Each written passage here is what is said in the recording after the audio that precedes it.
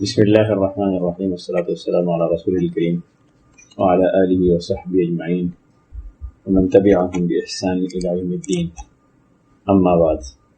آیت نمبر 15 سے یعنی 14 ختم ہو رہی ہے جہاں پہ اور 15 شروع ہو رہی ہے، وہاں سے لے کر آیت نمبر 40 تک پڑھتے ہیں آج انشاءاللہ۔ اعوذ باللہ من الشیطان الرجیم علی سرور موضونہ متکئین علیہا متقابلین يطوف عليهم ولدان مخلدون بأكواب وأباريق وكأس من معين لا يصدعون عنها ولا ينزفون وفاكهة مما يتخيرون ولحم طير مما يشتهون وحور عين كأمثال اللؤلؤ المكنون جزاء بما كانوا يعملون لا يسمعون فيها لغوا ولا تأثيما إلا قيلا سلاما سلاما وأصحاب اليمين ما أصحاب اليمين في سدر مخضود وطلح منضود وظل ممدود وماء مسكوب وفاكهة كثيرة لا مقطوعة ولا ممنوعة وفرش مرفوعة إنا أنشأناهن إنشاء فجعلناهن أبكارا عربا أترابا لأصحاب اليمين ثلة من الأولين وثلة من الآخرين۔ یہ دیکھیے علی سرور موضونہ، علی سرور موضونہ، یہاں سے ترجمہ دیکھیے گا۔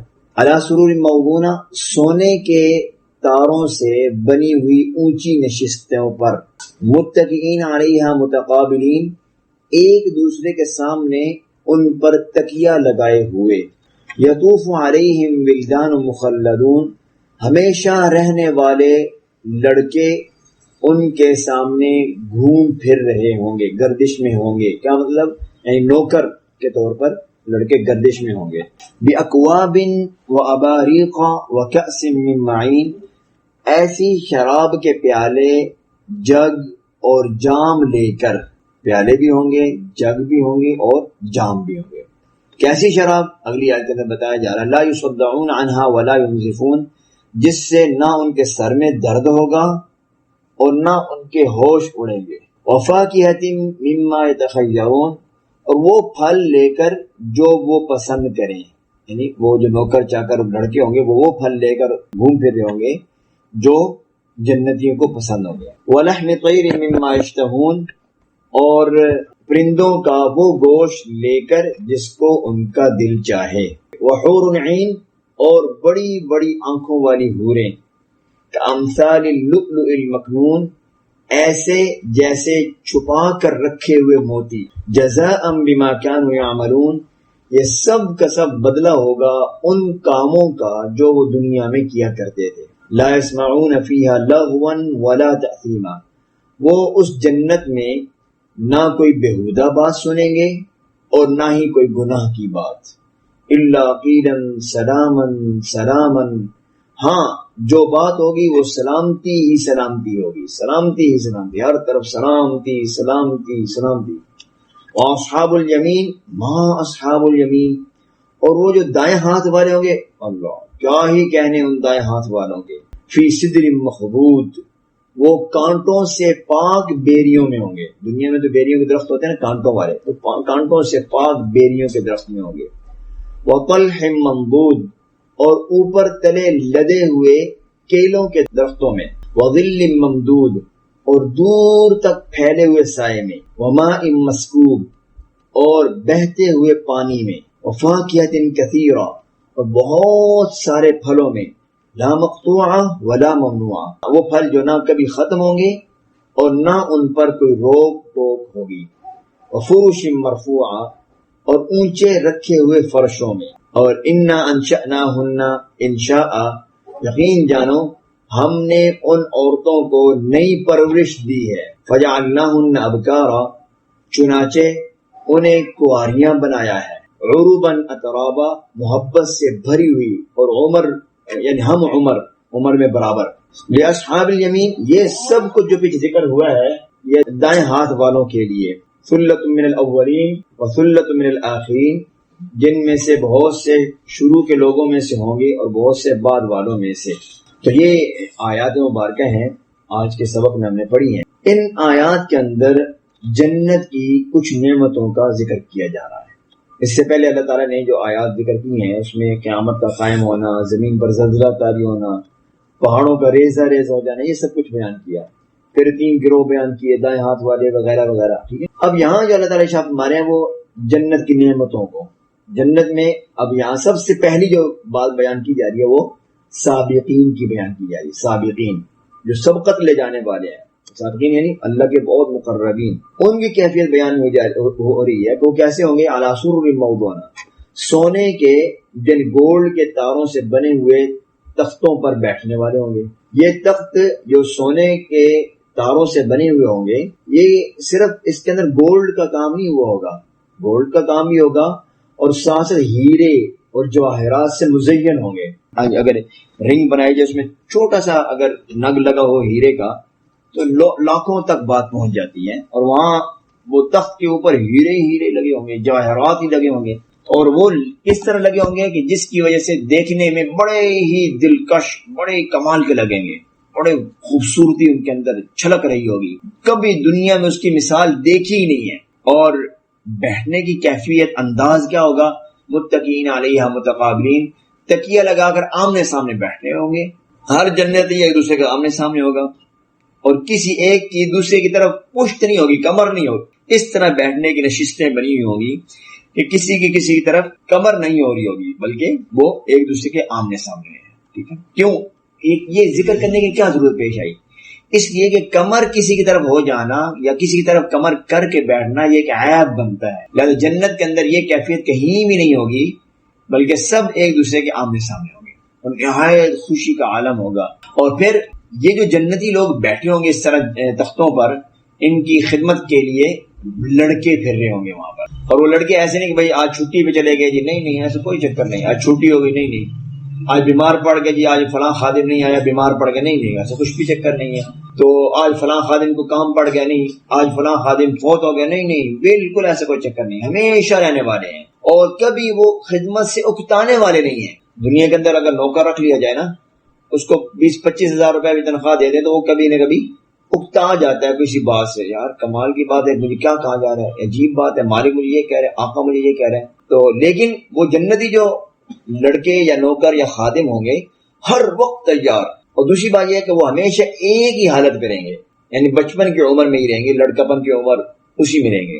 اب یہ جو بچے یہ کون ہوں گے جو وہاں پر لڑکے، اللہ تعالیٰ نے جو یہاں قرآن کریم میں اشارہ فرمایا، اس میں بعض روایات ہیں، مختلف روایات ہیں۔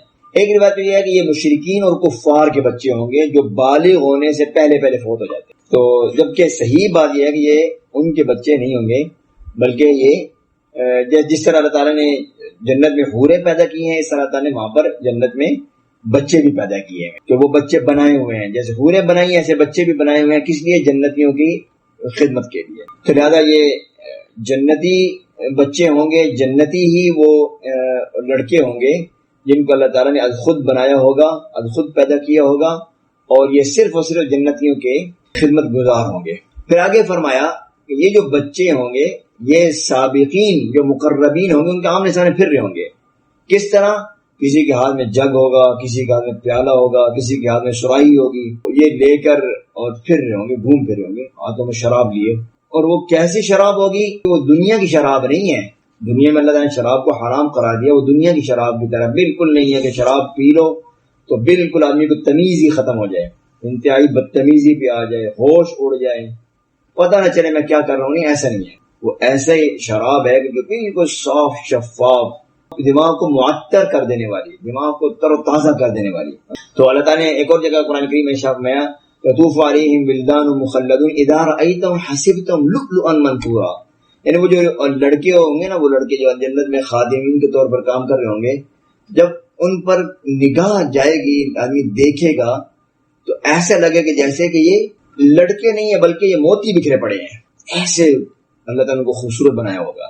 پھر وہ جو شراب ہے اس کو پی کر آدمی کوئی فساد نہیں پھیلائے گا، کوئی بیہودہ بات نہیں کرے گا، بلکہ لا یصدعون، کوئی سر میں درد نہیں ہوگا، کوئی چکر نہیں آئیں گے، ولا ينزفون، اور نہ ہی کسی قسم کی وہ بیہودہ فحش گوئی میں کوئی انسان لگ جائے گا، ایسا کچھ نہیں ہوگا اس میں، بلکہ نشہ ہوگا ہی نہیں. اہل جنت کے ہوش و حواس بالکل قائم ہوں گے، اور اس میں ہر طرح کا اللہ تعالیٰ لطف ڈال دیں گے، سرور ڈال دیں گے، ہر طرح کے اس میں انسان کو تر و تازگی ملے گی. آپ علیہ السلام کے حدیث مبارکہ میں فرمایا جو شخص دنیا میں شراب پیے گا اللہ تعالیٰ کل آخرت میں جنت میں اس کو شراب طہور سے محروم رکھیں گے، وہ نہیں دیں گے بالکل. یہ تو کیفیت تھی سابقین کے لیے شراب وغیرہ کے متعلق. اب اس کے علاوہ کیا ہوگا ان کے لیے؟ وفاکہۃ مما یتخیرون، جو وہ پھل پسند کریں گے وہ ان کو ملیں گے. ہر جنتی کے لیے اس کا من پسند پھل اس کو دیا جائے گا، اور اس کو حاصل کرنے کے لیے کسی قسم کی مشقت نہیں اٹھانی پڑے گی. کہاں سے لائیں، کیسے لائیں گے، خراب نہ نکلے، کچھ بھی نہیں ایسا. کیسے پھل ہوں گے؟ لا مقطوعا ولا ممنوعا، کہ کیسے کہ یہ پھل اس کے بالکل قریب ہوں گے اور کوئی روکنے ٹوکنے والا نہیں ہوگا، نہ ہی کوئی منع کرنے والا ہوگا. ولحم طیر مما یشتہون، اور پرندوں کا گوشت، اور اس کے علاوہ جو گوشت چاہیے ہوگا، جو گوشت پسند ہوگا، کسی کو بھیڑ کا گوشت پسند ہے، کسی کو بکری، گائے، اونٹ، جس کا بھی گوشت پسند ہے اللہ تعالیٰ وہ گوشت اس کو مہیا کریں گے. لہذا یہاں معلوم ہونا چاہیے کہ جو وہ جنتی یعنی سابقون جو لوگ ہوں گے وہ جو کچھ مانگیں گے، جو کچھ طلب کریں گے اللہ تعالیٰ ان کو وہ عطا کریں گے. پھر آگے ہے حور عین. یہ کیا کہ اللہ تعالیٰ جنت میں حوروں کو بھی پیدا کریں گے جو موٹی موٹی آنکھوں والی ہیں. یہ موٹی موٹی آنکھیں کا لفظ کہنے کا مقصد یہ خوبصورتی میں اعلیٰ درجے کی ہوں گی. ایسے کیسے ہوں گی؟ اللہ تعالیٰ نے خود بیان فرمایا کامثال اللؤلؤ المکنون، کہ وہ جیسے کہ کسی غلاف کے اندر، کسی پیپر، کوئی نفیس پیپر کے اندر موتی وہ بند کر کے رکھا ہوا ہو گند و غبار سے پاک رکھنے کے لیے، ایسی وہ عورتیں بھی انتہائی پاکیزہ ہوں گی. جزاء بما كانوا يعملون، یہ اللہ تعالیٰ شاہ ہمارے یہ سب وہ بدلہ ہے جو تم دنیا میں کام کرتے تھے مجھے راضی کرنے کے لیے. تو لہذا یہ تو جنت کی عورت ہے. جو دنیا کی عورت جنت میں چلی جائے گی تو وہ ان عورتوں سے بھی بہت زیادہ خوبصورت ہو جائے گی. اور دوسرا، جو عورت دنیا سے جنت میں جائے گی بڑھاپے کی حالت میں بھی اگر اس کا انتقال ہوا ہوگا تو وہ بھی جنت میں جا کے بالکل کڑی اور جوان ہو جائے گی. یہ اللہ کی طرف سے خاص ان کے اوپر انعام ہوگا. تو اللہ تعالیٰ یہ بیان کر رہے ہیں جزاء بما كانوا يعملون، یہ سب کا سب بدلہ ہے ان لوگوں کے لیے جو دنیا میں جتنے نیک اعمال کرتے. کسی نے خیرات کی، صدقہ دیا، کسی نے نماز پڑھی، زکوٰۃ دی، کچھ بھی کیا، حج کیا، عمرہ کیا، جو وہ نیک اعمال کرتے رہے. مقصود صرف یہ تھا کہ ان نیک اعمال سے میرا اللہ مجھ سے راضی ہو جائے، تو اللہ تعالیٰ اس کو یہ ضرور عطا کریں گے. پھر آگے فرمایا لا يسمعون فيها لغوا ولا تأثیما، کہ جنت کے اندر کسی قسم کی کوئی بیہودہ بات نہیں ہوگی، کوئی گناہ کی بات نہیں ہوگی، اور کسی قسم کے لغویات، فضول کسی قسم کی کوئی بات نہیں ہوگی. اور نہ ہی وہاں پر آپس میں بات چیت ہوگی تو جھوٹ ہوگا، اور نہ ہی چغلی ہوگی، نہ ہی غیبت ہوگی، نہ ہی وہاں پر کسی قسم کے کینہ ہوگا، کچھ بھی ایسا نہیں ہوگا. جو آج کل بازاروں میں ایک زبان چلتی ہے، گالی گلوچ ہے، فساد ہے، لڑائی جھگڑا ہے، ایسا کچھ بھی نہیں ہونے والا جنت کے اندر. اللہ تعالیٰ جنتیوں کے سینے کو ہر قسم کی بیماریوں سے پاک کر دیں گے. دنیا کے اندر کینہ، حسد، بغض، عداوت، دشمنی، جو کچھ بھی بری صفات ہم سینوں میں لے کے پھر رہے ہیں، جنت میں بالکل ایسا کچھ نہیں ہوگا. اسی طرح جنت میں جب یہ سب کچھ فحش گوئی اور یہ لڑائی جھگڑے اور فسادات نہیں ہوں گے تو وہاں کانوں میں کون سی آواز پڑے گی؟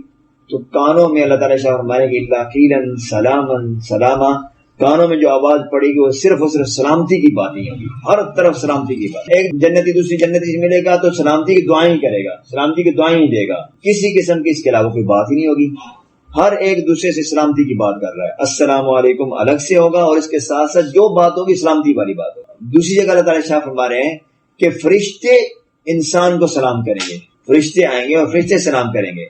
حتیٰ کہ ایک جگہ اللہ تعالیٰ شاہ فرما رہے ہیں سورۃ یاسین کے اندر بھی کہ اللہ تعالیٰ از خود سلام کریں گے. سلام قولا من رب الرحیم، خود رب رحیم یعنی اللہ تعالیٰ بنفس نفیس سلام کریں گے جنتیوں کو. یہ جو سلامتی کا تحفہ آئے گا یہ اللہ تعالیٰ نے 3 میں سے ایک گروہ یعنی جو سابقین ہیں ان کے جب تذکرہ کیا، ان کے انعامات کا تذکرہ کیا، تو اس کے اندر اللہ تعالیٰ نے سلام کو خصوصیت کا ذکر کیا.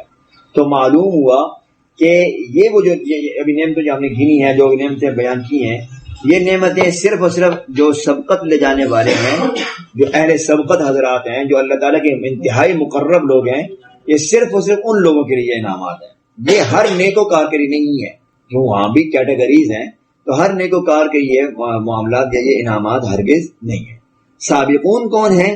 اب یہ طرف بات ہے کہ سابقون کون ہیں. سابقون یا مقربین وہ لوگ ہیں جو اپنی زندگی کے اندر ہر کام 100% اللہ کی رضا کے لیے کر رہے ہوں، کسی کام میں بھی اپنے نفس کی خواہش کا احترام نہ کریں. میرا نفس یہ کہتا ہے میں نے اس لیے یہ کرنا ہے، نہیں، قطعاً ایسا نہ ہو، بلکہ ہمیشہ اللہ کی محبت ہو اور اللہ کی محبت میں ہی تمام اعمال سر انجام دیے جائیں. تو یہ جو شخص ہے جو اللہ تعالیٰ کی محبت میں، اللہ تعالیٰ کی رضا میں تمام اعمال کرنے والا ہے، یہ شخص مقرب ہے. جیسے کہ وہ ایک بزرگ تھے نا، انہوں نے بڑی پیاری بات کی، جوش میں آ کر کہنے لگے کہ پوری کائنات میں جو کچھ ہوتا ہے وہ میری مرضی کے ساتھ ہوتا ہے. کہ یہ تو بڑے کفر بول رہا ہے. کہا کیسے؟ کہا اس لیے کہ میں نے اپنی کوئی خواہش چھوڑی نہیں ہے، میری خواہش ہے ہی کچھ نہیں، میرے نفس کی کوئی خواہش نہیں، میں نے اپنی ساری خواہشیں مٹا دی ہیں، مار دی ہیں. لہذا میری خواہش وہی ہے جو اللہ کی خواہش ہے. لہذا کائنات میں جو کچھ ہو رہا ہے وہ اللہ کی مرضی سے ہو رہا ہے، اللہ کی خواہش پر ہو رہا ہے. اللہ کی جو خواہش جب سب کچھ ہو رہا ہے اور میں نے اپنی تمام خواہشوں کو ذبح کر دیا اللہ تعالیٰ کی خواہشات پر، اللہ تعالیٰ کی مرضی پر، تو اس لحاظ سے مجھے یوں لگتا ہے جیسے کہ دنیا کے اندر سارا میری مرضی کے ساتھ چل رہا ہے. ایک اور بزرگ کے بارے میں آتا ہے کہ اپنے نفس کے خلاف چلتے تھے، نفس جیسا کہتا ہے ویسے نہیں کرتے تھے. ایک دفعہ نفس نے ان کو مجبور کیا کہ خربوزہ کھاؤ.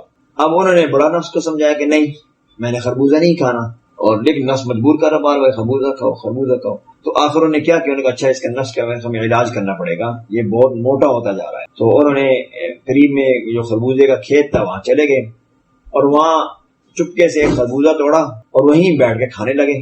اب جیسے ہی خربوزہ کاٹا، ابھی کھانا شروع نہیں کیا، وہ جان بوجھ کے میں وہ اس طرح بیٹھ رہے تھے کہ تاکہ وہ جو کھیت کا مالی ہے وہ بھی دیکھ لے. وہ جانتا نہیں تھا کہ یہ کوئی بزرگ ہے، تو اس نے پکڑ کے ان کو مارنا پیٹنا شروع کر دیا. اب جو مار کھا رہے ہیں تو اب یہ اپنے نفس کو مخاطب کر رہے ہیں. کہاں تو بڑا کہتا تھا نا خربوزہ کھانا ہے، اب لو مزے خربوزہ کھانے کے، دیکھو یہ ہے خربوزہ کھانے کے نقصانات. یعنی کیا یعنی اپنے نفس کو مار رہے ہیں، نفس کو مٹا رہے ہیں، کہ نفس کو مخاطب کر کہ تو خواہشات کا اظہار کر رہا تھا، تیری خواہش پر عمل کیا تو دیکھو پٹائی ہو رہی ہے. اگر میں اللہ کی مرضی کے مطابق چلتا تو میری پٹائی نہ ہوتی، اللہ کی خواہش کے مطابق چلتا تو میری پٹائی ہرگز نہ ہوتی. ایک حدیث مبارکہ حدیث قدسی ہے، اگرچہ اس میں کچھ کلام بھی ہے کہ وہ کس حد تک وہ صحیح ہے وہ الگ بات ہے، لیکن حدیث قدسی اگرچہ اس کے معانی کو دیکھا جائے تو معانی بالکل صادق آتے ہیں، سچ آتے ہیں، لیکن اگرچہ اس پر کلام ہے کہ اللہ تعالیٰ شاہ فرماتے ہیں کہ اے بندے انت ترید و انا ارید، کہ تیری بھی ایک چاہت ہے، تیری بھی ایک مرضی، ایک میری مرضی ہے.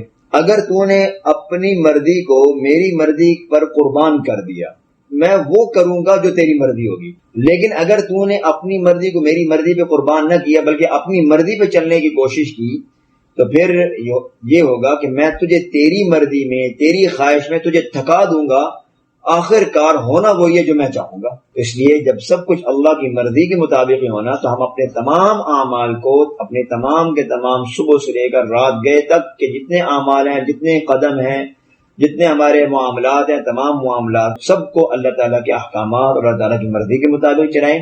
اور اللہ کی مرضی آپ علیہ الصلوۃ والسلام کی سنتوں کے اندر چھپی ہوئی ہے. آپ علیہ الصلوۃ والسلام کی سنتوں پہ عمل کر لیں تو اللہ تعالیٰ کی مرضی ہے ساری کی ساری. اس کی ہم کوشش کریں تمام معاملات، جتنے بھی ہمارے معاملات ہوں، غمی کے ہوں یا خوشی کے ہوں، اور چاہے وہ دن کے ہوں رات کے ہوں، کوئی بھی معاملات ہو، سارے کے سارے اللہ کی مرضی اور اللہ تعالیٰ کی احکامات کے مطابق ہو جائے۔ دوسرے نمبر پر دائیں ہاتھ والوں کا تذکرہ اللہ تعالیٰ نے یہاں پہ فرمایا ہے۔ تو اللہ تعالیٰ شاہ فرمانے کو اصحاب الیمین ما اصحاب الیمین، اور جو دائیں ہاتھ والے ہیں ان کے تو کہنے ہی کیا، ان کو اللہ کی رحمت میں جنت میں جگہ عطا کی جائے گی۔ یہ جو نعمتیں اوپر ذکر کی گئی ہیں وہ تو نعمتیں تھیں جو اللہ کے مقربین لوگ ہیں، انبیاء، صدیقین وغیرہ۔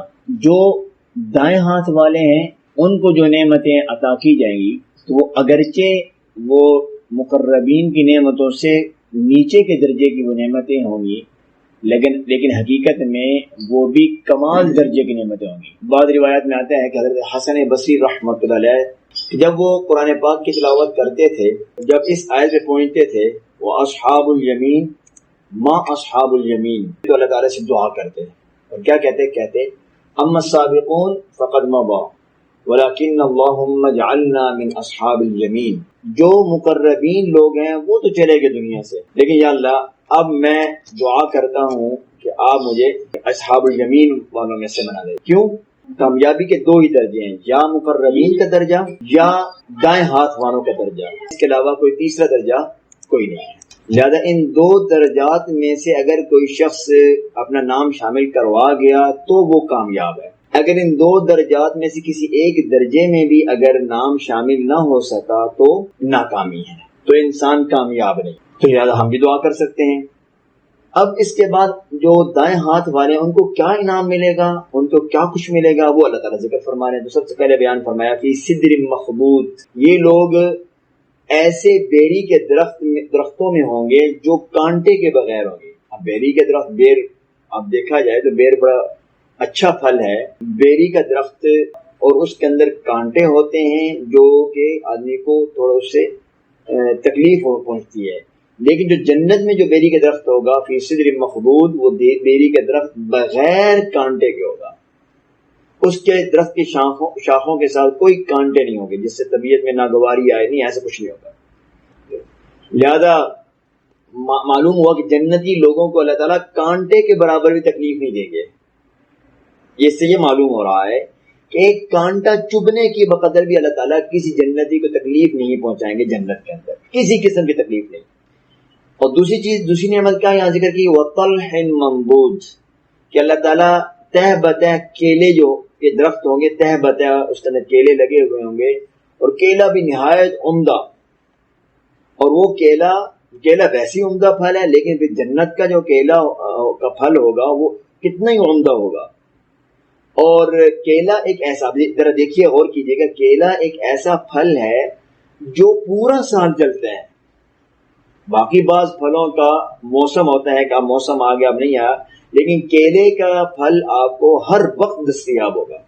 اور بعض کنٹریز ایسی ہیں جہاں پر کیلے کا پھل کو بطور غذا کے بھی استعمال کرتے ہیں۔ تو یہ تو دنیا کے پھل ہے، آخرت کا پھل کیسا ہوگا، کیا اس کی کیفیت ہوگی، کیا اس کی حیثیت ہوگی، وہ اللہ تعالیٰ بہتر جانتا ہے۔ تو لہٰذا طلح ممدود، کہ کیلے کے درخت ہوں گے اور اس میں کیلے تہ بتہ لگے ہوں گے۔ پھر آگے فرمایا وظل ممدود، یہ سارے کی سارے دائیں ہاتھ والوں کی نعمت بیان ہوئی ہے۔ ظل ممدود، اور جنت والے لمبے لمبے سایوں میں ہوں گے۔ کیا مطلب؟ وہاں نہ دھوپ ہوگی، اچھا دھوپ نہیں ہوتی ہے تو اندھیرا چھا جاتا ہے، ایسے ہی ہے نا، جب کبھی بادل بہت زیادہ آ جائیں، دھوپ ختم ہوتی ہے تو اندھیرا چھا جاتا ہے، لیکن جنت میں دھوپ نہیں ہوگی تو اندھیرا بھی نہیں ہوگا، اور شدت کی سردی نہیں ہوگی، شدت کی گرمی نہیں ہوگی، بلکہ درختوں کے سایوں میں نہایت ہی خوشگوار موسم ہوگا۔ اور آپ علیہ السلام کا ارشاد ہے کہ جنت میں اتنے بڑے بڑے درخت ہوں گے کہ اگر بہت تیز چلنے والا گھوڑا ہو، اس کو چلانے والا، ہمکانے والا گھوڑ سوار اس کے اوپر بیٹھا ہوا ہو، تو ایک تیز رفتار گھوڑا اگر وہ 100 سال تک بھی چلتا رہے تو اس جنت کے درخت کے سائے کو ختم نہیں کر پائے گا۔ اور ایک درخت ہوگا سدرۃ المنتہا، سورۃ النجم کے اندر اس کا ذکر آتا ہے۔ سدرۃ المنتہا کیا درخت ہے؟ یہ اتنا بڑا درخت ہے جس کی جو جڑیں ہیں وہ 6 آسمان پر، اور اس کی جو شاخیں ہیں، برانچز ہیں، وہ 7ویں آسمان پر ہیں۔ اور آپ علیہ السلام نے ایک دفعہ جنت کے درختوں کا ذکر فرمایا کہ لمبے لمبے سائے ہوں گے درختوں کے، اور پھر دلیل کے طور پر آپ علیہ السلام نے یہی آیت تلاوت کی کہ وظل ممدود، کے جنتی لوگ لمبے لمبے سائے میں ہوں گے۔ وماء مسکوب، اور وہ ایسے پانی میں ہوں گے، یعنی ایسے پاکیزہ پانی ان کے پاس ہوگا جو ہمیشہ جاری رہے گا، اور اس پانی میں کبھی کسی قسم کی کوئی کمی نہیں آئے گی، نہ اس پانی میں کوئی بدبو پیدا ہوگی، ہمیشہ تر و تازہ خوشگوار رہے گا۔ اور وفاقیت کثیرہ، بہت زیادہ پھل ہوں گے، یعنی ایسے پھل جو انسان کو پسند ہوں گے وہ ہر وقت موجود ہوں گے، کبھی اس میں کمی نہیں آئے گی کہ جی جو پھل میسر نہیں ہے، پھل مل نہیں رہا ہے، نہیں، ایسا کوئی نہیں معاملہ، بلکہ ہر وقت ہر طرح کا پھل دستیاب ہوگا، لا مقطوعہ ولا ممنوعہ، نہ تو کاٹنے کی کوئی نوبت آئے گی، نہ ہی کسی کو روکا جائے گا کہ پھل نہیں کھا سکتے ہو، نہیں توڑ سکتے ہو، نہیں، ایسا کوئی معاملہ نہیں ہوگا۔ یعنی اتنے زیادہ ہوں گے، اتنے زیادہ پھل ہوں گے کہ ان کم پڑ جانے کا تو سوال ہی پیدا نہیں ہوتا۔ جب کسی جنتی کا جو پھل کھانے کا ارادہ ہوگا، دل ہوگا، وہ پھل فوراً اس کو میسر کر دیا جائے گا۔ وفروش مرفوعہ، اور اونچے اونچے درجے کے بچھونے یا اونچے اونچے درجے کے بستر ہوں گے جن پر دائیں ہاتھ والے آرام کر سکیں گے۔ یہ بستر اتنا قیمتی ہوگا اور ایسا خوش رنگ، اب ذرا سوچئے تو صحیح، آج ہم بیڈ شیٹ لینے جاتے ہیں بازار میں تو ہم اتنے پیارے پیارے کلرز ملتے ہیں، اتنے پیارے پیارے ان کے سٹائل ملتے ہیں، یہ تو دنیا ہے، جنت کی نعمتیں اس سے کئی گنا بڑھ کر ہیں۔ تو ذرا تصور کریں تو ہمارا دماغ وہاں جا کے تھک جائے گا، ہمیں اس سے آگے سوچنے کی ہمت ختم ہو جائے گی کہ وہ کیا چیز ہوگی۔ اسی طرح اللہ تعالیٰ فرمایا کہ کسی کے ذہن میں آ ہی نہیں سکتا کہ وہ کیا چیزیں ہوں گی۔ یہاں پر اللہ تعالیٰ نے یہاں پر ارشاد میں وفروش مرفوعہ، بلند یعنی اونچے درجے کے بلند بستر ہوں گے اور نہایت قیمتی بستر ہوں گے۔ اب کیسے ہوں گے، ہم جتنا بھی سوچیں ہماری سوچ تھک جائے گی۔ آج ہم ایک مہینے بعد اگر بازار کا چکر لگائیں، مارکیٹ کا چکر لگائیں، تو ہمیں نئی ورائٹی نظر آتی ہے، نیا نیا اسٹف نظر آتا ہے، کتنے اعلیٰ اعلیٰ قسم کے اسٹف ہمیں ملتے ہیں۔ تو یہ تو دنیا کی نعمتیں ہیں، آخرت کی نعمتیں کس درجے کی؟ یہ دائیں ہاتھ والوں کے لیے اللہ تعالیٰ نے یہ نعمتیں بنا رکھی ہیں۔ پھر آگے فرمایا انا انشأناہن انشاء، عورتوں کو اللہ تعالیٰ نے پیدا کیا، جعلناہن ابکارا، اللہ تعالیٰ ان کو خوبصورت عورتیں، جوان عورتیں بنائیں گے۔ یہ کیا مطلب ہے اس کا؟ اس کا مطلب یہ ہے کہ جو عورتیں دنیا کے اندر انتہائی بوڑھی ہو جاتی ہیں، اللہ تعالیٰ نے ان کو حسن عطا کیا، وہ بھی ختم ہو گیا، لیکن ان بوڑھی عورتوں کو اللہ تعالیٰ کل قیامت والے دن ان کی کمزوری، ان کے جسم کی لاغر پن، جسم کے اندر جو ویکنس، سب ختم کر دیں گے۔ اعضاء ان کے جو جواب دے چکے ہوں گے وہ سب دوبارہ اللہ تعالیٰ ان کو دوبارہ اٹھان پیدا کر دیں گے، اور یہ سب کے سب جو بوڑھی عورتیں بھی ہوں گی اللہ تعالیٰ ان کو بھی جوان بنا دے گا۔ اور ایک حدیث مبارکہ میں آتا ہے، آپ علیہ السلام نے فرمایا، میں پہلے بھی اس کا ذکر بارہا مرتبہ کر چکا ہوں، تو آپ علیہ السلام نے واضح طور پر فرمایا نساء الدنیا افضل من حور عین، کہ جو دنیا کی عورتیں ہیں وہ حور عین سے بہت زیادہ فضیلت والی ہیں، بہت اعلیٰ ہیں دنیا کی عورتیں۔ یہ فضیلت کیوں ہے؟ ان کی نمازوں کی وجہ سے، ان کے روزوں کی وجہ سے، ان کے صدقات کی وجہ سے، ان کے زکوٰۃ دینے کی وجہ سے، ان کے نفلی عبادات کی وجہ سے، ان نیکیوں کی وجہ سے، ان کی خوبصورتی کے اندر، ان کے اخلاق کے اندر، ان کی پاکیزگی حوروں سے بھی بڑھ کر ہے۔ کیسے بلا؟ میں آپ کو مثال ایک دیتا ہوں، اس سے شاید آپ کو بات زیادہ سمجھ آ جائے گی۔ ایک آدمی ہے، وہ ایک مسجد کے اندر رہتا ہے، مسجد کے کونے میں بیٹھا رہتا ہے، کوئی کسی قسم کے اس کے پاس نہ موبائل ہے، نہ کوئی اور کسی سے رابطہ کرنے کا ذریعہ اس کے پاس موجود ہے، 24 گھنٹے مسجد میں رہتا ہے، کسی سے ملتا نہیں ہے، کسی کے پاس بیٹھتا نہیں ہے، کسی سے بات چیت نہیں کرتا ہے۔ ایک شخص سے بازار میں جاتا ہے، دکان پہ بیٹھتا ہے، گاہکوں ڈیل کرتا ہے، ہر طرح کے کسٹمر اس کے پاس آتے ہیں، ان کو ڈیل کرتا ہے۔ دو الگ الگ ہو گئے نا۔ اب جو بازار میں بیٹھنے والا شخص ہے وہ بھی کہتا ہے جی میں جھوٹ نہیں بولتا ہوں، میں کسی کی غیبت نہیں کرتا ہوں، میں اپنی نظر کی حفاظت کرتا ہوں، میں سچ بولتا ہوں، ذکر بھی کرتا ہوں، یہ کہہ رہا ہے۔ جو مسجد میں بیٹھا ہوا شخص ہے وہ بھی کہتا ہے جی میں ذکر بھی کرتا ہوں، سچ بولتا ہوں، جھوٹ نہیں بولتا ہوں، غیبت نہیں کرتا ہوں، حسد نہیں کرتا ہوں۔ آپ ذرا سوچئے اور مجھے بتائیے کہ ان دونوں میں افضل کون ہے، اعلیٰ درجے کے انسان کون ہے؟ جو مسجد میں بیٹھا ہوا 24 گھنٹے وہ، اور وہ مسجد میں بیٹھا ہوا کسی سے ملتا نہیں، کسی سے بات بھی نہیں کرتا، اور کہتا ہے جی میں تو جھوٹ نہیں بولتا، جی میں تو غیبت نہیں کرتا۔ اور وہ جو محفل میں بیٹھتا ہے، مجلس میں بیٹھتا ہے، کسٹمرز کو ڈیل کرتا ہے، کہا میں نہ دھوکہ دیتا ہوں، نہ جھوٹ بولتا ہوں، نہ خیانت کرتا ہوں، نہ بددیانتی کرتا ہوں، نہ غیبت کرتا ہوں، نہ چغلی کھاتا ہوں، نہ کسی عزت کو نیلام کرتا ہوں، تو بتائیں کون اعلیٰ ہوگا؟ یقیناً بازار میں بیٹھ کر ان تمام کے تمام برائیوں سے بچنے والا ہی اعلیٰ ہوگا نا. کیا خیال ہے؟ ایسی بات ہے نا. جو مسجد میں بیٹھا ہے، جو مل ہی نہیں رہا کسی سے، اس نے کس کی غیبت کرنی ہے؟ جو کسی سے ملتا نہیں ہے، کسی سے بات بھی نہیں کرتا ہے، تو اس نے کیا جھوٹ بولنا ہے؟ اس کا سچ بولنا کوئی مشکل نہیں ہے، جھوٹ سے بچنا کوئی مشکل نہیں ہے. لیکن جو بازار میں کسٹمر کو ڈیل کر رہا ہے، اس کا کام، اس کے جھوٹ سے بچنا مشکل، اس کا سچ بولنا مشکل، خیانت سے بچنا مشکل، بددیانتی سے بچنا مشکل، دھوکے سے بچنا مشکل، ذکر اذکار کرنا مشکل. یہ سارے کی ساری مشکلات میں سے اگر وہ بچ جاتا ہے تو یہ اعلیٰ ہے. تو جنت کی جو عورت ہے، اللہ تعالیٰ نے اس کے اندر نافرمانی کا مادہ ہی نہیں رکھا کہ نافرمانی کر سکے. تو وہ کہ جی میں نے تو کوئی اللہ کی کبھی نافرمانی نہیں کی، تو وہ اتنی اعلیٰ درجے کی نہیں ہوئی. جبکہ جو دنیا کی عورت جس کے اندر اللہ تعالیٰ نے گناہ کی مادہ رکھا ہوا ہے، برائی کا مادہ رکھا ہوا ہے، اس کے باوجود اگر وہ برائی سے بچ جائے تو کون اعلیٰ ہے؟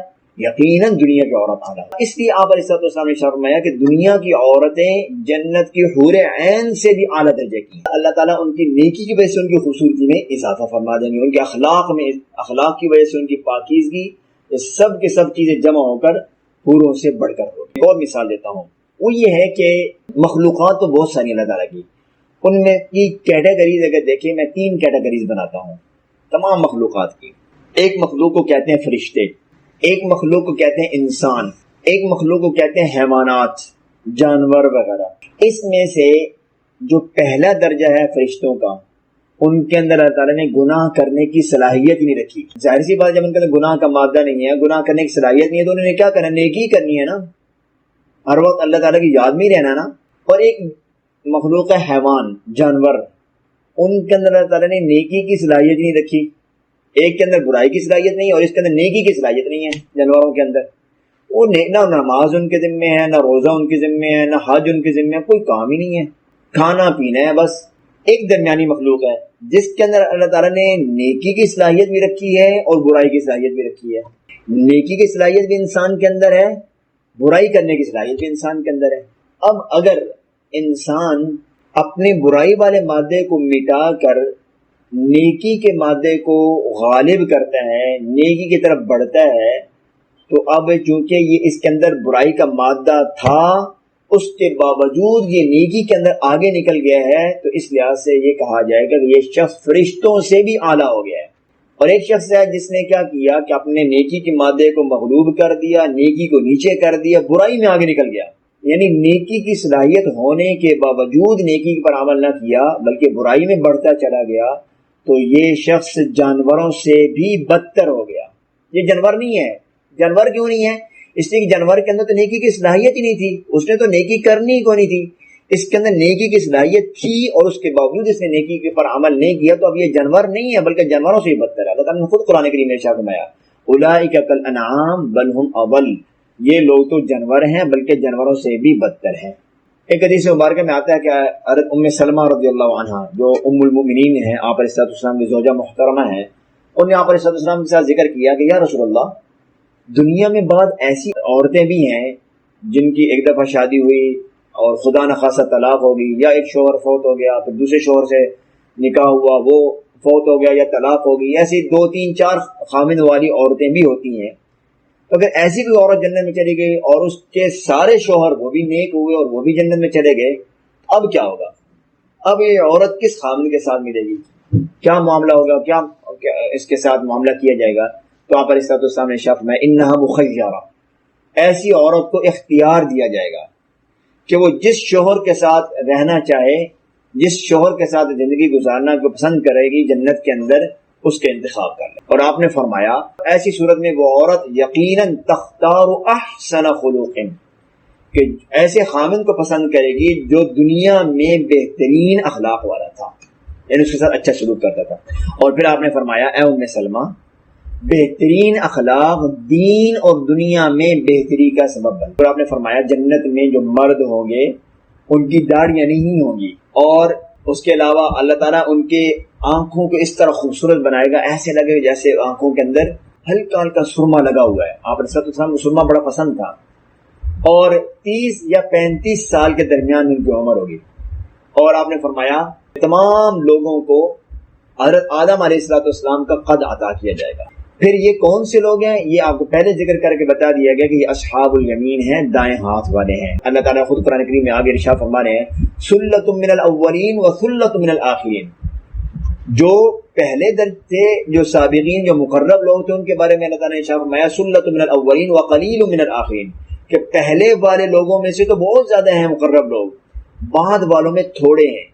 لیکن جب اصحاب یمین کی باری ہے تو اللہ تعالیٰ ارشاد فرما رہے ہیں کہ پہلے والوں میں سے بھی بہت زیادہ ہیں، اور سلۃ من الآخرین، اور بعد والوں میں سے بھی بہت بڑی تعداد ہے جو دائیں ہاتھ والے ہوں گی۔ یہاں پر یہ بات معلوم ہوگی، چاہے وہ اصحاب یمین پہلے والوں میں سے ہوں، بعد والوں میں سے ہوں، ان کے لیے نعمتیں ایک جیسی ہی میسر ہوگی۔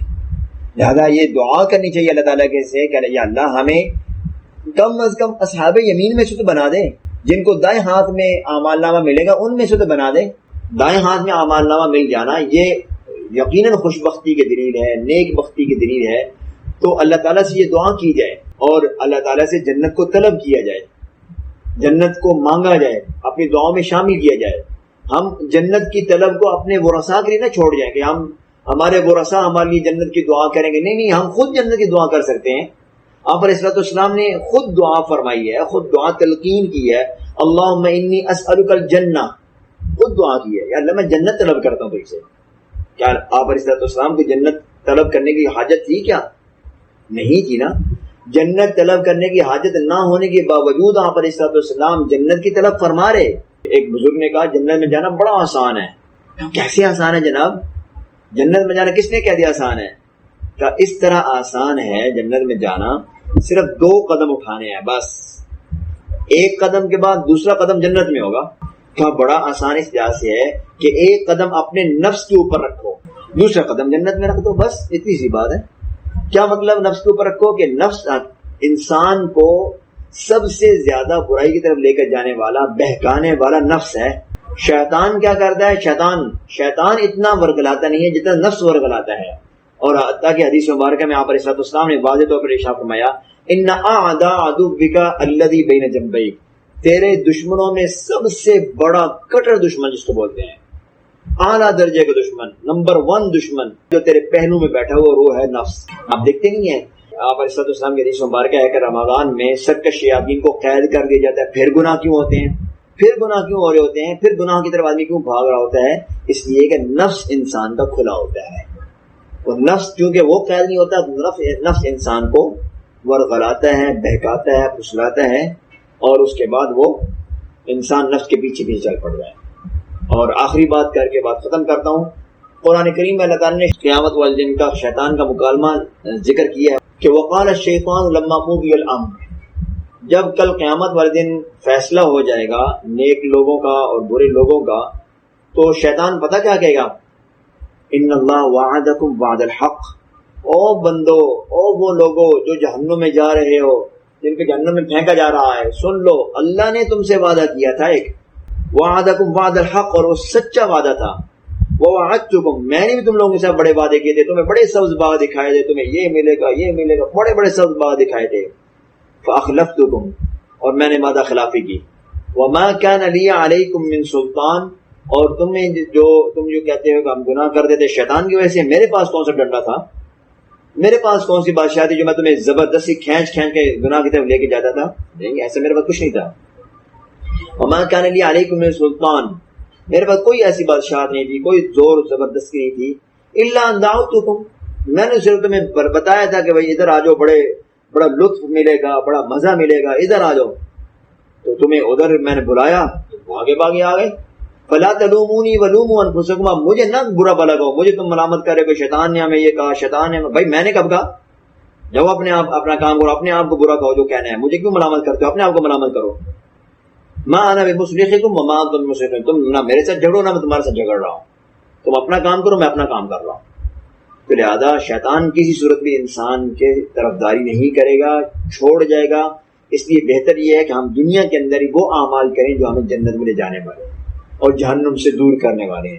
آگے اللہ تعالیٰ جہنمیوں کے بارے میں بیان کر رہے ہیں کہ جہنمی لوگ کون ہوں گے اور ان کے ساتھ کیا کیا برتاؤ کیا جائے گا، وہ انشاءاللہ تعالیٰ ہم اگلے سبق کے اندر اس کو دیکھ لیں گے، اس کو پڑھ لیں گے۔ اللہ تعالیٰ ہمیں جنت الفردوس عطا فرمائے اور جہنم سے ہم سب کی حفاظت فرمائے، آمین ثم آمین۔